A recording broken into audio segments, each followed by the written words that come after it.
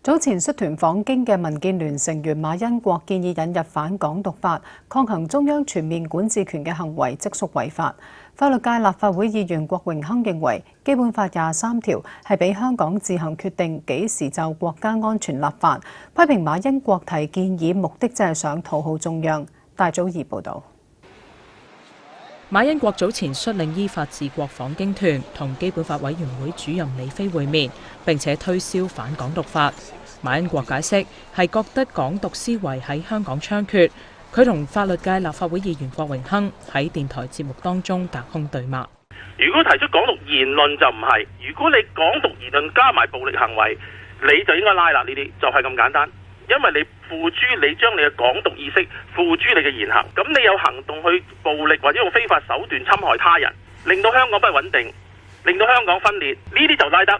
基本法裏邊23條講得好清楚，就係如果你要就國安法立法咧，香港人自己決定點樣去立同埋幾時去立，呢樣嘢係冇後門走嘅。提出呢啲意見嗰啲人咧，係根本上有自己嘅政治考慮同動機喺度，係為咗去擦阿爺鞋。宋朝有個大將叫岳飛，佢阿媽喺佢背上咧刺咗精忠報國4個字。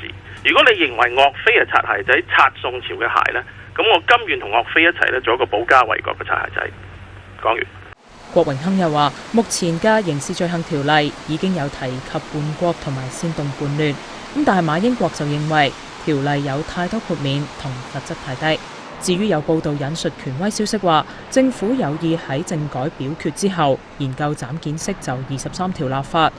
馬恩國就認為行政長官梁振英多次話任內無意就23條立法，佢提出反港獨法嘅建議亦都同政府無關。